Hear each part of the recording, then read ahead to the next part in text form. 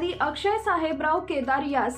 आरोपी सुरेश खंडारे, यश गरुड, दुर्गेश यश दंडगवाळ यांनी Narayan Bapu Nagar gel road Nashik इथं फिर्यादी यांना जुन्या भांडणाची कुरापत काढून लोखंडी रॉड व धारदार शस्त्राने डोक्यावर, कमरेवर व हातावर मारहाण करून जीवे ठार मारण्याचा प्रयत्न केला असता फिर्यादी हे बेशुद्ध पडल्याने त्यांच्यावर जयरामभाई हॉस्पिटल नाशिक रोड इथं औषधोपचार करण्यात आले असून